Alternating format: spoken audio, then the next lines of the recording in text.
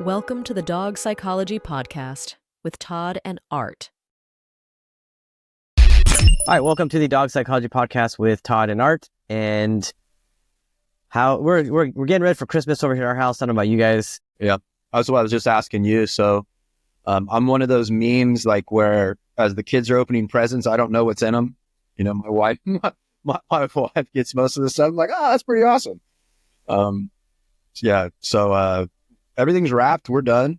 My wife likes to really decorate, looks beautiful. So it's cool. I got my wife, by the time this episode airs, it'll probably be after Christmas, so it's no big deal. But I got her a mixer. I know it sounds kind of weird. You get your dog, your wife. Dog. Get your Weird. It is a dog psychology podcast, not the wife psychology podcast. That's funny. But I got her one of those KitchenAid mixers because she told me that she wants to start making her own bread. So we're trying to make all our own food, and so use non-GMO stuff like that. And because she wanted to do this this subscription, it's called Brotbox. Brot is like bread in German, and so you can they bake bread here in the U.S. and ship it out to you, but it's uses flour from Europe that doesn't have what's it called, glyphosate and things like that. My wife just started drinking wine only from France or Italy because they don't allow a lot of the glyphosate. Here. Same thing. And she says she can feel a difference. Yeah. That stuff in my teeth, excuse me. I always wonder how that affects the dogs too. All the stuff that we give our dogs. Well, of course. They're the canary in the coal mine, as far as I'm concerned, for both health and behavior, right? They're more sensitive to the health and behavior triggers of us and our kids. So I think, what is it? It's they have a 50% cancer rate, man.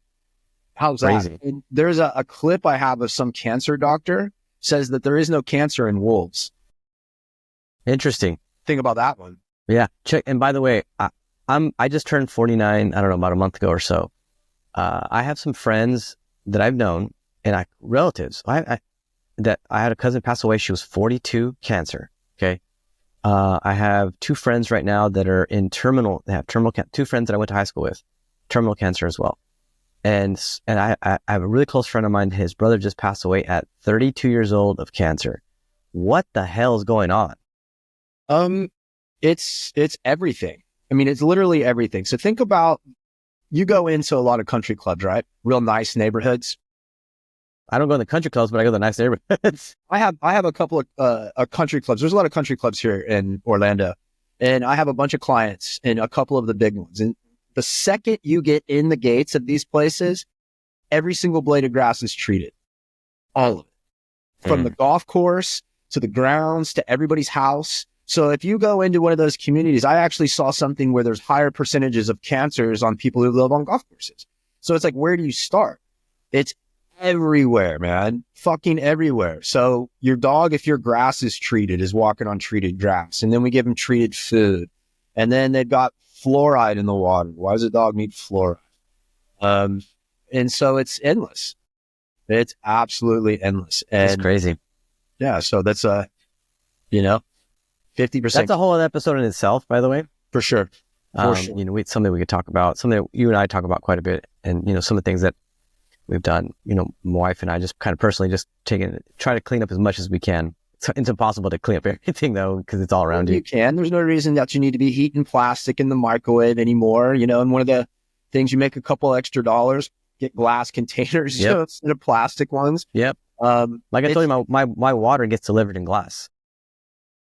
Ours doesn't. We're not quite as... Well, you have a well, so you don't have that problem, the city water. You're from a well. Yeah, we're on well and septic, which is good and bad. The water is mineralized and whatnot, which is good, but sometimes it's not the best taste. Yeah. You can also get, it filtered, which we eventually want to get, like the whole house filtered, but just, that costs money. I had a water specialist, a water expert. That's what their job was. And they actually made the point to talk about dogs and cats and stuff prefer moving water. And they prefer it in certain materials. She's like that. They have an instinct deep inside to not drink stagnant water, to drink water that has had some movement to it, because that's the best, I don't know if that's true or not, but fuck, I listen. My dog must be dumb because they drink stagnant rainwater all the damn time.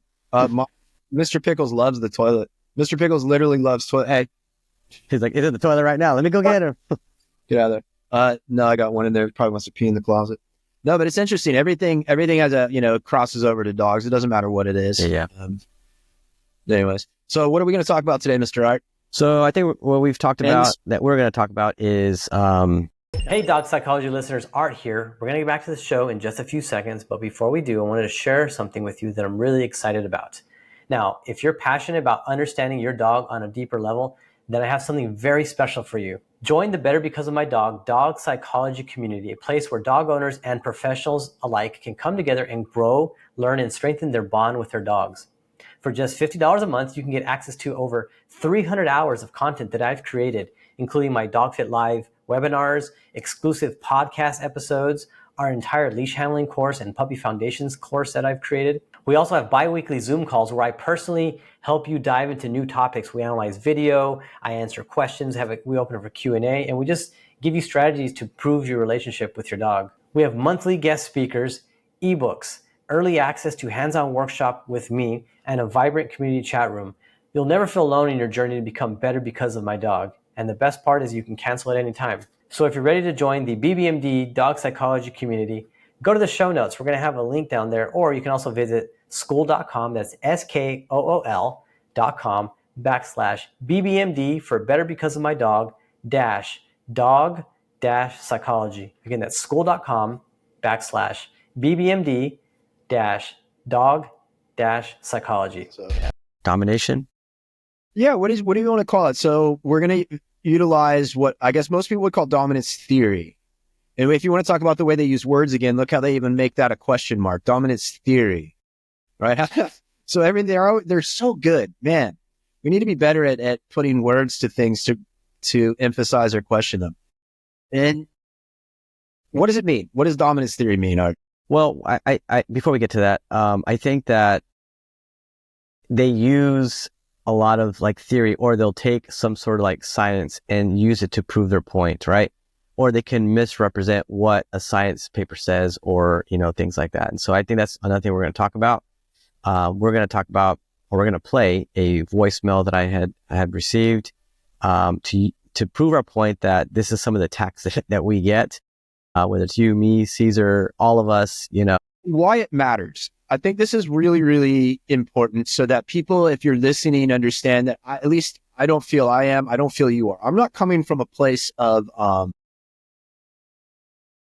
do I want to put this? I'm not coming from, this isn't ego. This isn't any form of being right in that sense. What this is it's being clear. I want like an understanding of why we say this one thing and there's such an attack against it. Why are people so passionately attacking this? We're not trying to come at anybody and say, this is what you do and you're dominating and you do these things. It's universally misunderstood. I think they misunderstand what we're talking about, but at the same time, they can easily go out there and find 20 trainers to support what they're saying that are using corrections ineffectively. They're using way too much pressure. They're taking this whole thing too far, right? So it's not about that, but it's a lot of passion in it. And we're not the ones going and trying to bring or at least we're not, to them.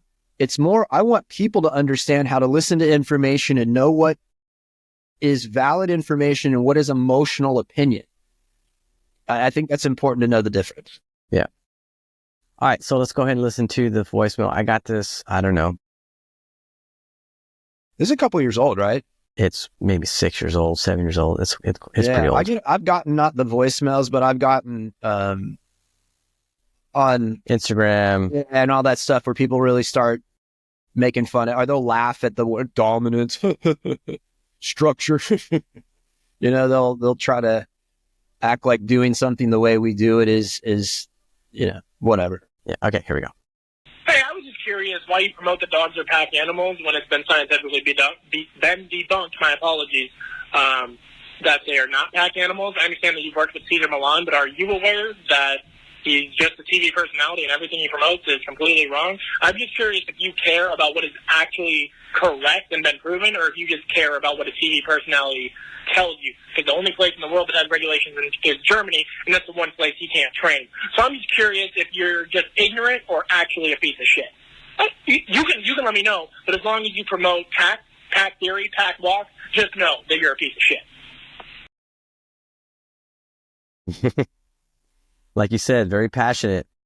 So if you just closed your eyes and didn't even know the language that man was talking in, I mean, you can hear like that frantic, I don't even, what would you call that? What emotion does that feel like? Unstable. There you go. Yeah. Unstable. So this guy, I remember he was going around years ago doing this to all the trainers, like everybody, calling people. And then he would do these YouTube videos, like breakdowns of other trainers and just kind of lay into it and just would like go in, like just lay into people and criticize them all the time. And then I heard that he had gone to the Karen Pryor Academy and got kicked out of there as well.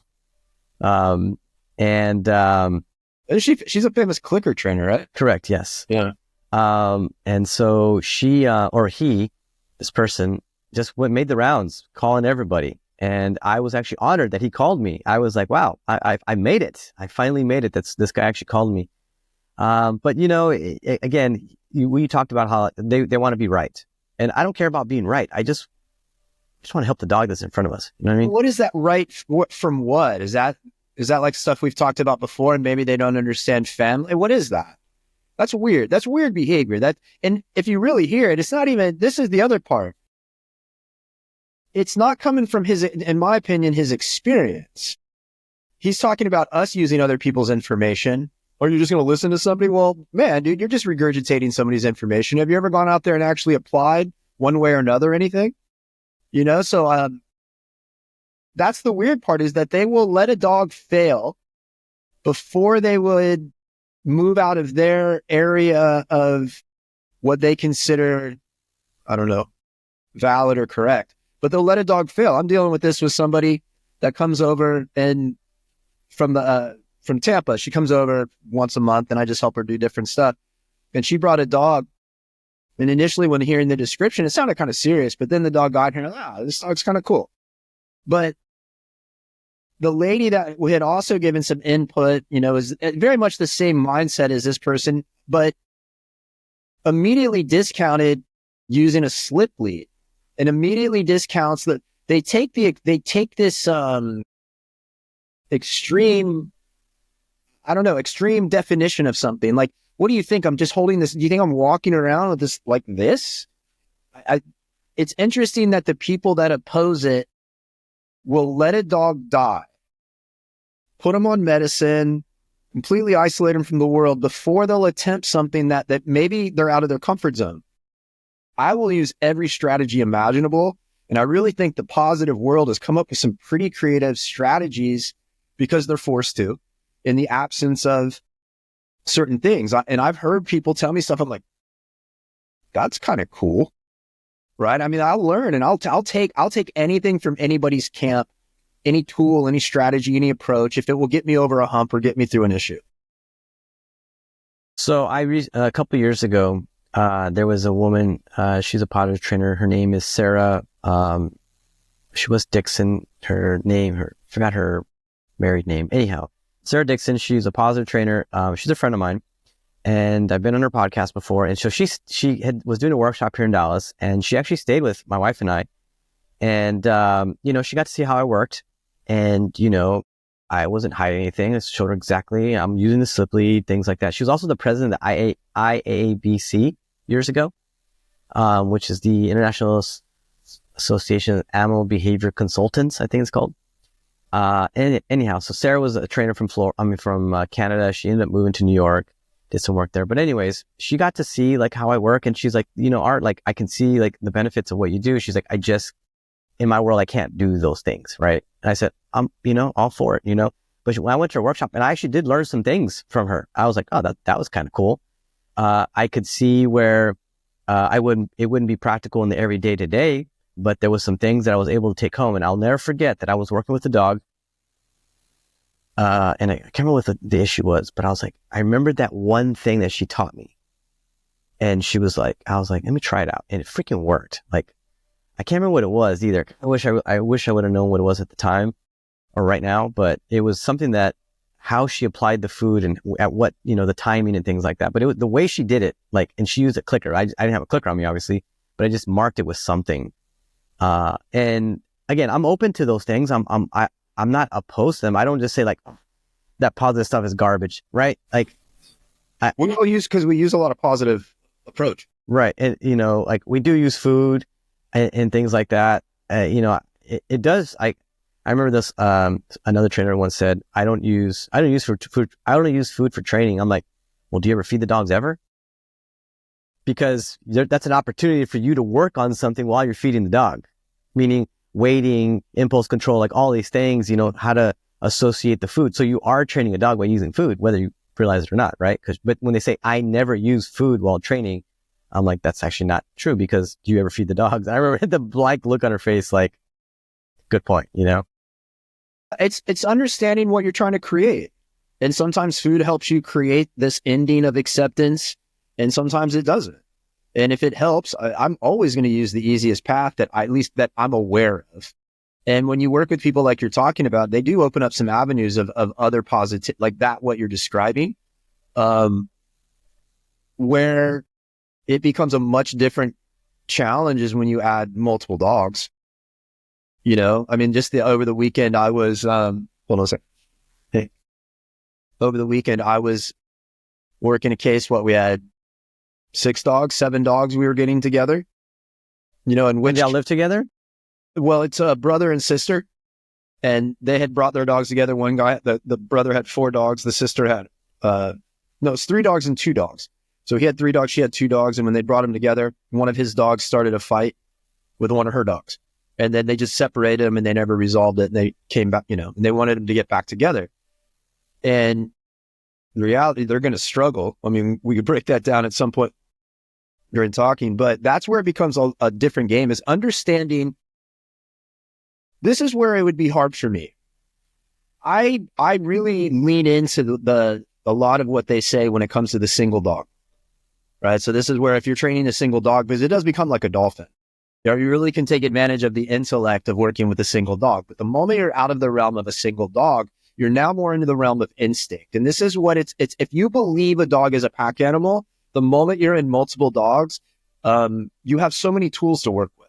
But if you don't believe a dog is a pack animal, what I'm curious about and would want to know is, where does their mind go?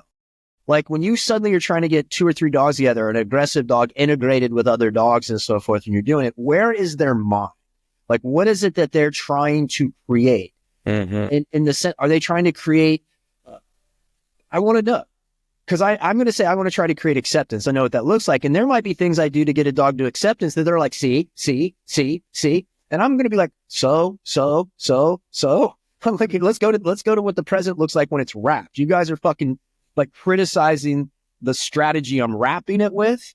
But if we both get to this beautiful present, or you can't get to this beautiful present, and here's mine all wrapped up, why are you criticizing the wrapping procedure? And that's the part that I'm trying to figure out. And I think we need to create some more unified thing where it's like, there's a pool of tips and tools we can all dip our toes into. Like, I love this little scratchy board now for nails. That's a positive trainer came over that. Fucking brilliant. Where you have you seen it? Where you put Yes. food in a box and then they scratch it and the box opens up and they get the food out, and it teaches them to keep their nails down because some dogs are challenged. Now, we could immediately go, well, why can't your dog accept you grabbing their paw? All right, you can break that down, and then the purely positive people have fantastic strategies for that, but they don't allow for any argument. So then we come in and we're like, no, argument's okay. We just can work through the argument so the dog understands argument's not a tool they can use. Right. And they're going, no, if they use argument, everything falls apart. And this separation isn't small. I think it creates quite a cavern, especially, again, when you come to major things like getting multiple dogs together. And pack is an important concept. Change the word, family. But it's an important concept. And one of the videos we're going to watch that we're going to break down is Steve Del Savio, our colleague, who's been on the show, and Dr. David Miesch, who was a scientist who studied wolves. And a lot of his study is used to prove that dogs are not pack animals. Right. Correct. And so he's the motherfucker that started all of this, right? But he did clarify it. But there's some, I rewatched the episode today, and some really good points in there that I think we should talk about. But going back to what you just said about in a family, in what you would consider a stable family, right? There are people that are making decisions. The parents make the decisions for the children, right? That you can't allow the pups to make the decision. He talked about this too, and he's talking about the younglings or younglings or what are they called, like the breed that was born like the year before. The yearlings. Yearlings, thank you. How they are dominant over the puppies, the new puppies. They make the decisions. So when we talk about there is a hierarchy, there's someone that is making decisions based off when they eat, what they kill, what direction they go, and so when we talked about dominance, that is a feature or a character that they possess. It doesn't mean that they're being dominant over them. It just means that they're the ones making the decisions. And I think that's where people misinterpret that. I got asked a question, Brian did in a post that I did, Brian Agnew. He says, do you believe the dog is being dominant or just practicing dominant behaviors? Because he pointed out something that he said showed insecurity. Well, in my opinion, it was a dominant dog, but what he saw as the insecurity to me was just an experience. So it'd be interesting that moment. Yeah, of work out the detail in that, because it did to me, that was, even though the dog was showing what he said was an insecurity, to me, it didn't pull away from the fact that there was still, I believe that dog to be a dominant dog. And this is where, different interpretations are interesting of that small, fine part, because it does play into strategy. It definitely would make a difference in strategy. But I think if we were to remove the word dominant, and then let's just add, what's a word that means kind of the same, so to speak? It's like dominant behaviors are behaviors of control. And for social interactions to work without words, there has to be something that creates the physical definition of what it means to stop being excited or what it means to back off from my food. And I think if people believed in this whole hierarchy concept, we would absolutely get rid of separation anxiety on the spot, because the fear-free trainers are promoting the concept that the anxiety is very detrimental. And if you do anything that makes them more anxious, you're fucking the situation to a hole. And I'm working with more and more people that have been pulled back into a hole from the fear-free approach, because if you define separation anxiety in the wolf genre, what happens is when the young ones want to follow for hunting or going somewhere, they're stopped. Now, granted, they're not alone at that point, but they're stopped, and they'll often be checked. Hey, you can't go. And right. So removing the concept of discipline from separation anxiety and making it an anxiety issue and not a relationship issue, hierarchy, pack in the family. Literally, in my opinion, it means if your dog won't let you leave or they panic when you do, they're the one that's in charge of you. And you leaving is triggering panic because it goes against the instinctive role of what's happening. It has nothing really to do with, oh, I miss you, I can't wait till you come home. And so by removing the concept of pack, and this is now fear-free because I've worked with several of them recently, they will not allow the dog to go through the anxious response. Right. So they're letting people walk out of the door for 5 and 10 seconds at a time. And you can't build it. You'll never build it. The dog's never going to decide to be like, oh, you know what? I'm just going to get calm now because my mom walked in and out 3 or 4 times and gave me a biscuit. I mean, the concept of separating is not built in that. It's actually doing the opposite. Would you agree that thing? Yeah. How do you see separation anxiety, and can you bring this whole, I see a very clear instinctive connection between wolf families and the reason separation anxiety exists. Am I being like too woo about it, or can you see that? No, I agree, because I heard something. I didn't want to use this term, but someone brought up to this. There's a woman who's in our membership, and she says that she works with someone in the UK, which I would love to bring on the show, by the way. And you're going to love this term, by the way. I don't think I could ever use it. She talks about that people need to be emotionally castrated so that they don't have the type, because the thing is, like, if we're talking about anxiety, if people don't want to leave, they become prisoners. I have that.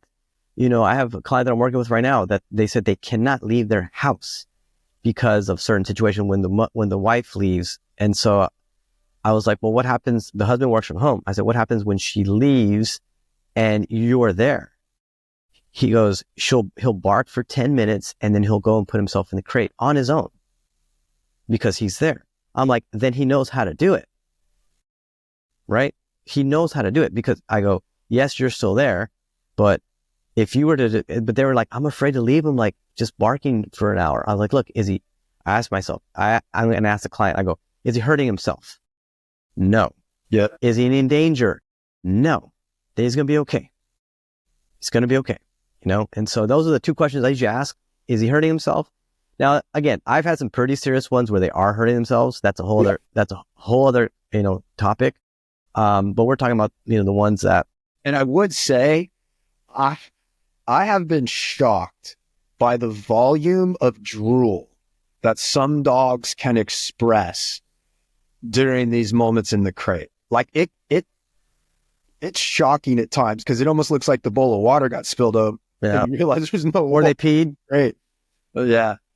But you just said it. The first thing you said is, I'm afraid, ... Anything that comes after that word is irrelevant as far as I'm concerned, because that's really then where everything stems from. Right? So the thing that animals stay out of their own way. And there's little early things that change things considerably. Like, so we have a lot of deer born around here, and they're born in June. And when they're tiny little things, they're a threat. I mean, the coyotes and stuff can get them.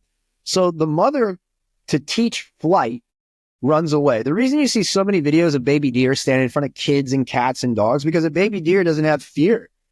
They're taught to run away from shit by their moms and stuff. So the moms will run away and the deer will have to follow after them. Well, that doesn't exist in our world. We go back to our kids the moment they show hesitation of following us. We go back to our dogs the moment they show hesitation of following us.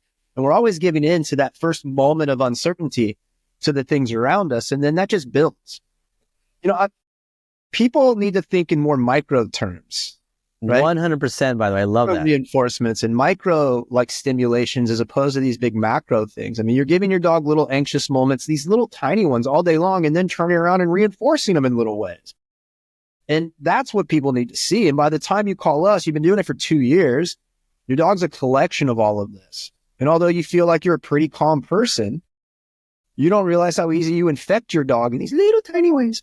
Mm-hmm. You know what I mean? You can also help in a bunch of tiny ways too. What's that? You can also help in a bunch of tiny ways also. I always say that a lot of cuts.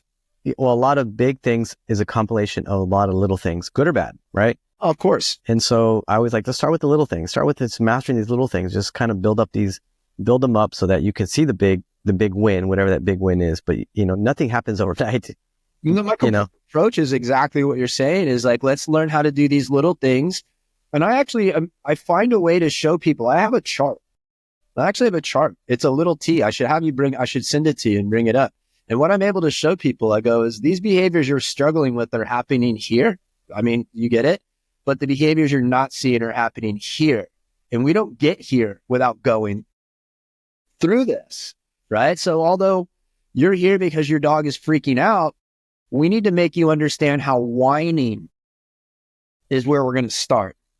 Your dog whining has relevance to your dog losing its shit on the walk. You're engaging a mindset. Steve did a good post on that today about encouraging excitement.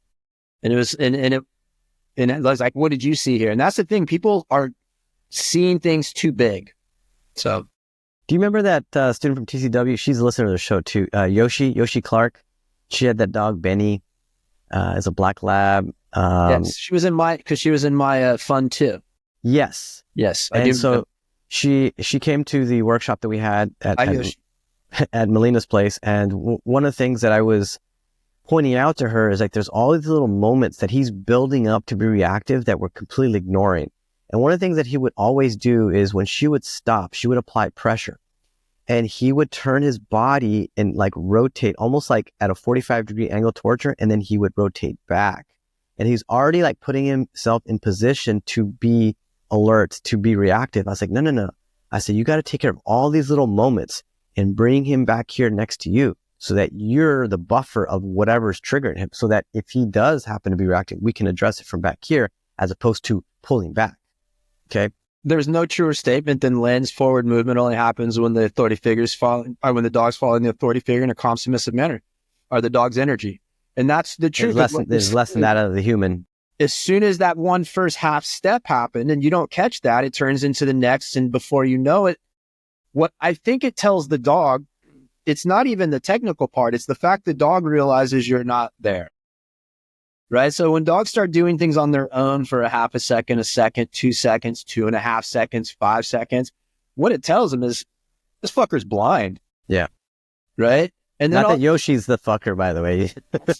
Well, anybody. That's the thing is so many people are so late to the party, that catching the conversation really, really early. And then if you want to go to where the way that we can work with the dog and why I will tell somebody I don't want to use the ears, right? Why are we not using commands at certain points is how much the ears will actually stimulate the nervous system. So if you're in this purely positive world and fear world, that's not even part of your reality. You won't register what you do based on the fact that by talking to the dog, you'll stimulate them in a way that can work against the calming factor. And that's where I think if everybody that was working with the dog started from fight, flight, avoidance, surrender, if everybody accepted that as 100% what we're trying to do, and acceptance is the goal, not listening, not obeying. If we could just get everybody to understand acceptance is the goal, and all these different training philosophies and scientists and all these people that want to fucking dip their toes in the dog world work towards that. So when they start talking about putting a dog in an MRI as opposed to going, well, it started to light up the tip of the brain that we've associated with hearts and emojis. It's like, fuck, what does that do?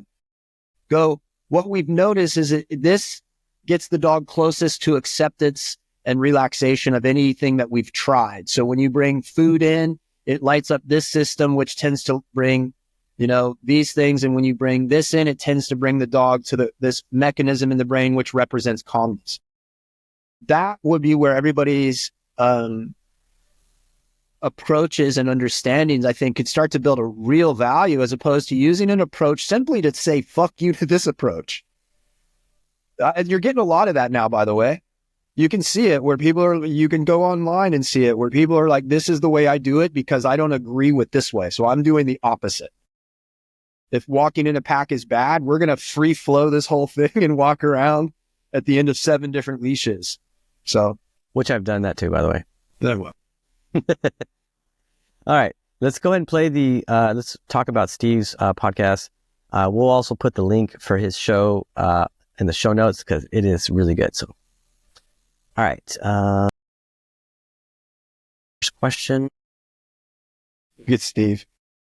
Steve is fired up to give this interview.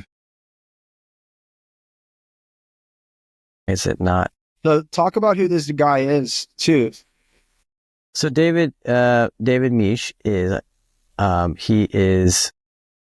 he studied wolves, and let me read Steve's here. It says, get ready. David Miesch joins me on episode, let's see. Renowned wolf biologist, Dr. Miesch, with over 40 years of research under his belt, sets the record straight. His insights on wolf behavior have been controversially spun in the dog training world, but today he's here to clear the air once and for all. From dominance to pack leadership, we're diving deep into what these concepts really mean in the animal kingdom and how they apply to the world of dogs. It needs more views, man. Everybody needs to be watching this. Awesome. All right. So question number 1 would be, would you define a group of wolves living together as a pack? If so, within that pack, are there pack leaders? Who are they? And what does their role as leader consist of? Just like a human family. Okay. And when you say just like the human family, it's kind of interesting. Okay. So you said something earlier, Art, that to me was really relevant. You said that you talked about yearlings, and I think he's going to get to this. But really, that's what it means. If you looked at families, like even some countries now, you'll still see that. But people are kind of designed to live with that extended family mentality, right? So you'd grow up as a kid around your brothers, your sisters, but you'd also be growing around your cousins and so forth. And then there'd be the next older group of kids, and then the young adults, and then the adults, and then the seniors. And there would be a very structured way in which you were taught to interact with each group in front of you. And if you happen to be able to disregard them, that would be where your sense of overbearing confidence or leadership could come from, I guess. But that's what's wired in us, right? That's kind of the same thing. It's a pack. It's hierarchy. It's family. Yeah, it's family. Just like a human family, meaning that the parents are assumed to be dominant over their children, correct? Not just assumed, they are. They are, correct. Okay. That's really like... Not just assumed, They are. That's important. I mean, with wolves, I can't tell. It depends on the family for humans, but Correct. with wolves, that's the way it is. Yes. Got you. Understood. Really good.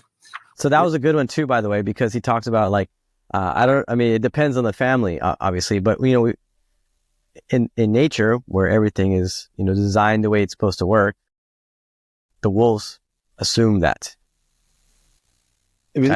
Assumptions are kind of instinctive. Right. Right. I mean, that's the same thing. Assumption, assuming. Now, I know there was a question where he didn't, this is, I think, the question where Dr. Miesch didn't understand the question. So let's see.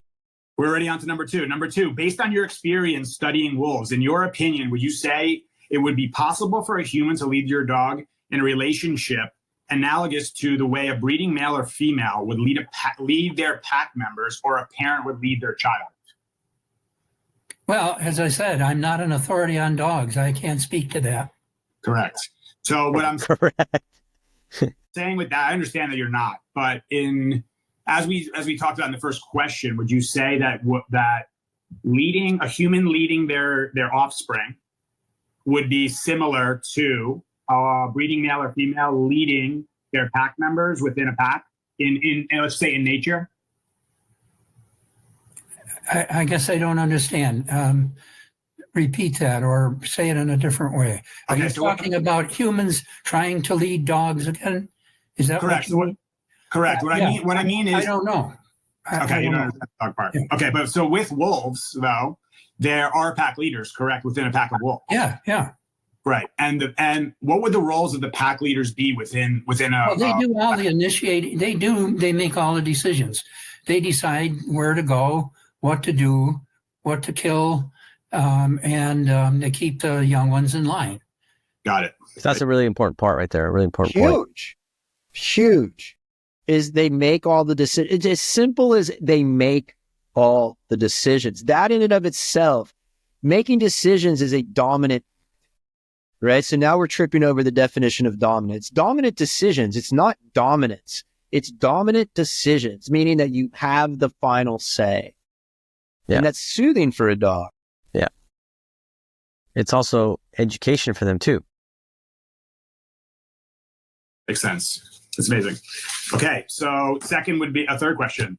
What is dominance, and is there dominance within a wolf pack or any hierarchy whatsoever?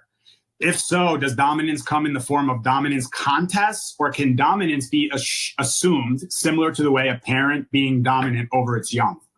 Yeah, that's exactly the right way to look at it. Just like a human over a child. They don't necessarily, it depends on the family, obviously, but in most families, they don't necessarily just box them or knock them over or something. They just say, right, don't do this. Well, with the wolves, it's sort of the same way. The young ones learn that what the adults want them to do, sometimes with subtle cues, and sometimes it takes a little more effort on the part of the adults, including, sometimes the adults have to actually, I guess I'd call it punish the pups, like maybe they knock them over or something, that type of thing. But generally, the pups learn pretty quickly to obey what the adults want them to do just by what the adults themselves do, and the pups just sort of follow what the adults want them to do. Right. Lot right there in that one little, what he said, the behavior modeling is underestimated. So if you're an anxious person, you move anxious, act anxious, talks anxious, look around the room anxious, your dog is going to copy that, right? So they're going to think, so this is how we act. Now, there's something humans, if you understood like this part of the psychology, two things. Anxiety is infectious, and there's something that's called mirror neurons. So you socially mirror the actions until the brain feels it. This is where that simple thing of they follow what the parents do and the way they do it is why a lot of dogs are anxious, for anybody listening and curious. So there's not a fix to it until you are less anxious. So that's one thing I heard. You go. And so basically, like when you talk about the punishment, it's a huge spectrum of punishment, correct? Like punishment could be very, very, very minor, all the way to an extreme. Well, they might snap at a pup. An adult might snap at a pup, or right. sometimes push it down or something with its nose, that type of thing. And sometimes pick it up and carry it away if they, because sometimes the pups will try to follow the adults away from the den, let's say. And the adult pick up the pup and take it back, that type of thing. That's interesting. So separation anxiety starts right there. So that you get a puppy and can't separate from it, you've begun the process of why the puppy can't separate from you. But I also like what you said, how, they're using, if the dog, the wolf starts to wander off, that they will grab the pup and bring it back, physically bring it back, carry it. Makes sense.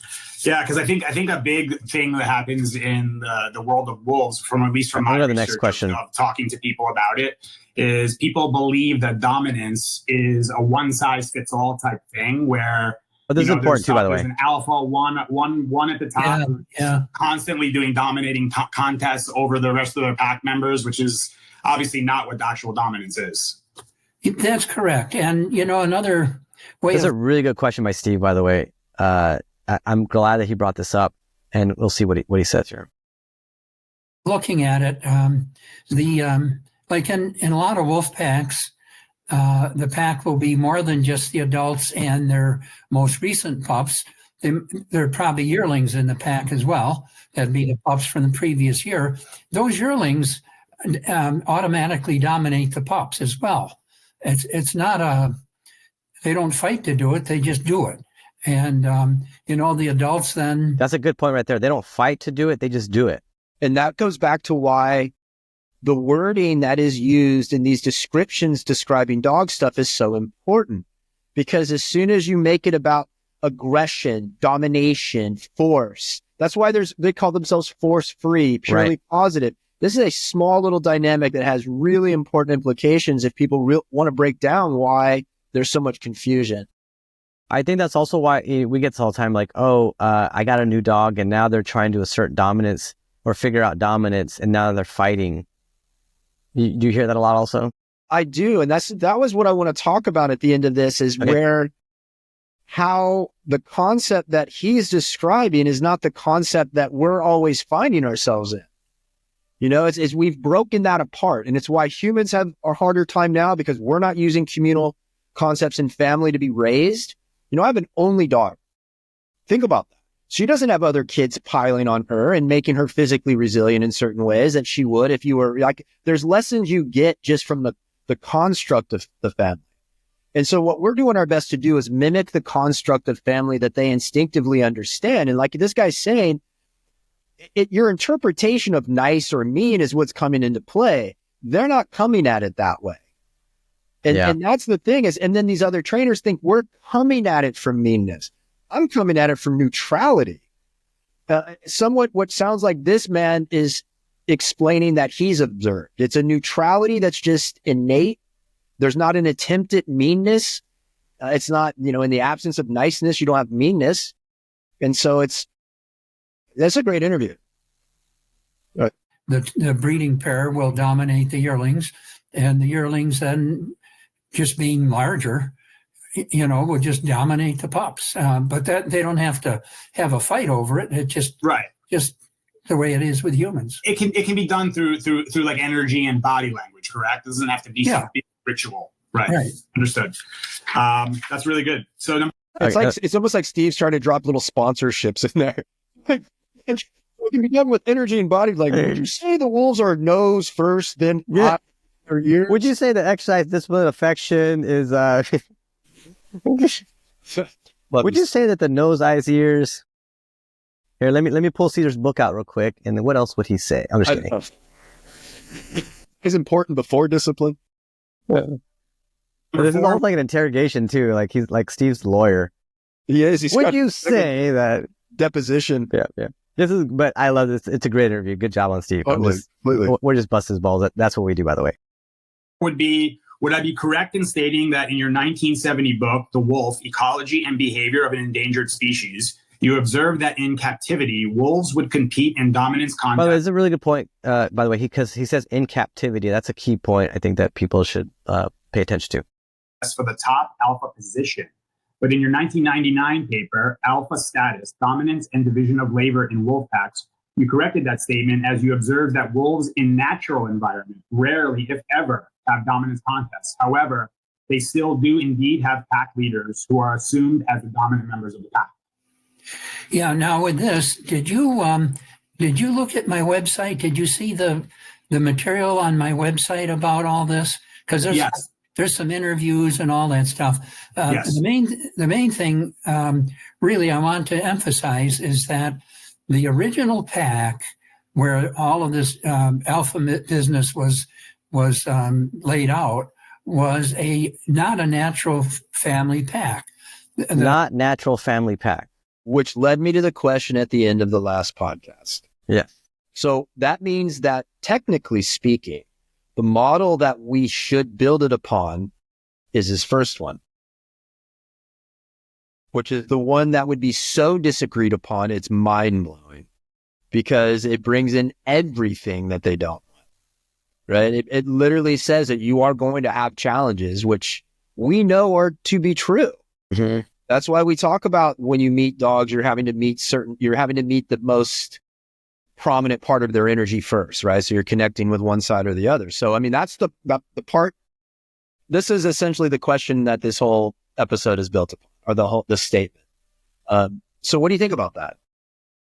So, this is like you said, this is what we talked about towards the end. So if you get two dogs that are completely from different litters, like, what are the dynamics between all of that, right? That's the question we're talking about? Yes. Yep. So, but also it brings up another question, is that when you talk about litter mates, right? So there's two different questions that I have with this, because, we all talk about like how litter mates, people shouldn't get litter mates, which I'm total agreement of, how they can be dependent of each other. But I believe that the reason why that is because, well, honestly, I don't really know, because I have never seen a mother or a father dogs raise two different or three or whatever. I don't know how they've interacted. I've never actually seen that before. Have you? I've never seen where like there's been a mother and father dog raise their children past the weaning point, like where they kind of just exist together. Yeah, I'll get every once in a while where you'll have a parents living with one of their siblings or living with one of their pups, into adult stage. I'll get it, not infrequent. I don't want to say it's super common. I think the sibling issue we have, I think you got to start looking at everything. So, okay, what would be ideal in a family of dogs, a family of puppies? That they're going to, just like wolves, they're going to live in a communal lifestyle. Now, I've heard a couple of differences, like for whatever reason, dog fathers aren't allowed near the pups differently than the wolves. Like the male wolf is right up there's different things all along the way. So there could be some different behavior modeling that starts earlier. But the sibling issue we come across is because mom's not there to regulate things beyond 7 or 8 weeks, right? That's my question. That's what I'm wondering. Yearlings regulate things. I'll tell you what's missing. So let's say you have one authority figure, and this is where humans struggle. So really look at this and let's try to quantify a couple things. So you have to take instinct, but you also have to quantify behavioral interactions and the way they happen. So if you were to look at a family of wolves and you have the mom and the dad, you have the yearlings, and then you have a litter of pups. Now the yearlings, the purpose is to help raise the pups. So mom and dad are raising the yearlings essentially at this point, and the yearlings are helping raise the pup. And we have this thing where if you were able to quantify the disciplined interactions that were needed, they're always there because you have multiple yearlings potentially. You have the parents, you have all these members that are able to discipline the wrong behaviors. So there's this constant flow and consistent flow of shaping the way the right and the wrong is. Whereas you bring in a puppy or dogs into our house, and if you're lucky, one person will take a consistent role and shape something. So now the dogs are getting so much behavioral feedback from all these different sources that there's no continuity to what they're supposed to follow along. So they end up following the strongest energy. That could be the anxious energy. It could be whatever it is. They follow the strongest energy. That's, kind of instinctive to them. And then they start to mirror it. So you don't have this enough quality touches and guidance moments and reinforcements over time. And so it's really erratic and it's really inconsistent. And if it ends up coming from one source and that source isn't perfect, then the dog mimics that source so bad. I've even seen mother dogs that have been not the best mother dogs. Well, I mean, and wolves, the strongest pair made, right? And so it's, you're constantly trying to reproduce with the strength. And if you're a bad parent and all that happens, nature kind of self-corrects itself pretty well.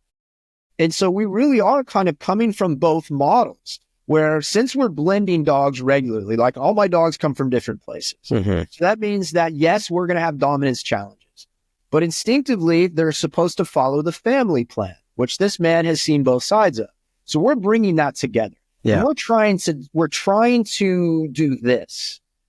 And so both sides have merit in the sense that you need to bring positivity around, because all these behavior things are weird. There's not instinctive following to it, but there's going to be clashes. And if you think you can handle clashes with positivity, then you're going to have struggles, because you can't handle, that doesn't work that way. And that's even what he's saying is they never handle disobedience with anything other than indifference and kind of like, hey. And he says they learn pretty quickly too. Well, think about the consistency. You don't have one wolf over there going, hey man, let me bring, it doesn't work. Go talk to your mom. Yeah. I don't agree with this shit. This is stupid. I think we should eat what we want. You know what I'm saying? That doesn't happen. Nobody's in their ear like that. Let's finish what he says, his question, because they're talking about, he's clarifying what he meant by the two books. The researcher at the time, he just heard of wolf packs, didn't know what they were, figured that they probably just a bunch of wolves that got together or something.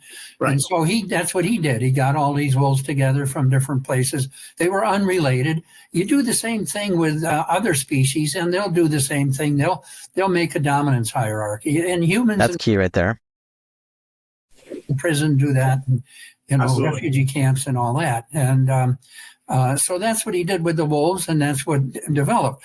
But that's not what happens in a pack of wolves. A pack of wolves, two unrelated wolves find each other, pair bond, mate, produce pups, and form a family, exactly like humans do. Exactly like humans do.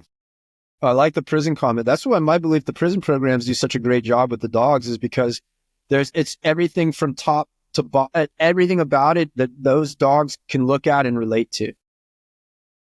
Yes. I was going to top a whole other story, but I don't think we have time for it. But here, let's finish this off. Right. Correct. Amazing. That's super, super clear. I appreciate you doing that. The last question I have for you is you obviously answered this already for me, but a large community in the dog world reference your 1999 paper as proof with dogs that there is no such thing as dominance, no such thing as leadership, and that dogs are not pack animals. Is your paper proof of any of those things? Of course not. And that's a total misrepresentation, which has been around since I published that paper in 1999. And I don't know how many times I've had to address that in lectures and places where, and other, emails all the time. Various dog trainers have consulted with me about it. And it's just a total misrepresentation of what I said. Maybe it was my fault in the way I said things, but it's certainly not what I meant. Doctor. Right. I don't think it was how you said things. I think it was more so, at least in my experience from discussing with these people who will say those things, it doesn't seem like they've done the actual research of truly reading your papers, reading your work to understand really what you said, and are likely taking the words of, somebody else's interpretation of your studies and kind of saying it the way they want to do it. Yeah. So it's amazing. I don't want to take up more. Okay. I think that's the gist of it. Let me stop sharing.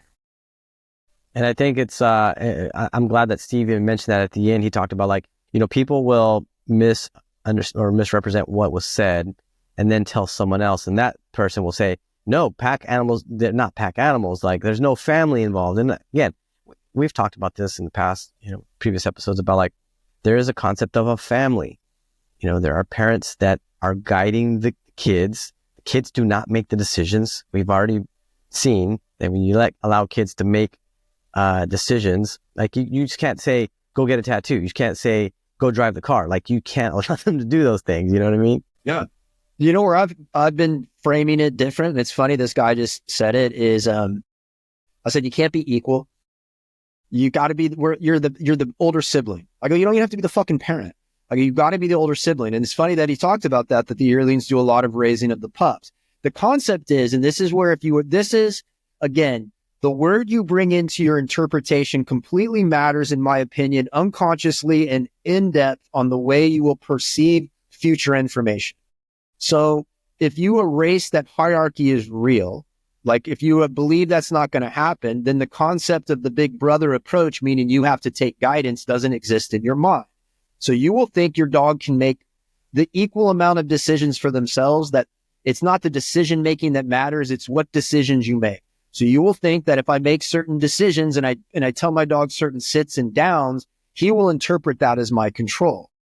And then I don't have to make decisions at any other time because I've made those decisions over there, right? So then there lapse in a lot of the other things that the dog does, not realizing that those subtle hierarchical interactions you have with your dog matter on how that other side of training your work is actually going to do to give it up to you. So there's this weird misinterpretation. That's why the words matter, right? I don't care about the approach you take. I don't give a shit. But psychologically, it's very important that you do see things like from an instinctive standpoint. Why all of a sudden did prey drive from wolves go forward, but hierarchy did not, right? Why is it that stayed intact? Like a dog's desire to chase something down and grab it and kill it, which is purely from that part of their DNA, is 100% intact. They'll use prey drive as a phrase all day long. But how come this concept of pack drive doesn't exist? That one didn't go, but this one did. And that's the thing, is it's weird. I'm actually getting my having to clarify people bringing misinformation all the time or this thing is like, it's getting kind of old. And because you have to kind of spend some time adjusting the concept for people sometimes. And I was thinking about this the other day, Todd, because you talked about how like words matter, and in nature, I think that when we try to put a word or label to it, well, let me give you an example, because I'm having a hard time saying what I want to say. Since we're talking about wolves, let's say a wolf finds a wild rabbit or deer and eats it, right? We would, if we were to look at it and say, oh, that wolf murdered the deer. No, it didn't murder the deer. It is doing its natural thing on survival. It's surviving, right? And so or even to say another wolf came in and the other wolf, they were trying to protect his own family, kills the other wolf. It is not murder. Right. You know what I mean? So like, that's why when I look at these words, when you talk about, they actually do mean something. They have to mean something. But in our sense, in our emotional world, like if we were because you look at, I remember I used to watch that like nature shows, and I'm like, man, I hope they get away. I hope they get away. I hope they get away. You know what I mean? And then they don't, like, oh man. But I also recognize at the same time that was my emotions getting in, right? I was like, I hope to get away. I hope to get away.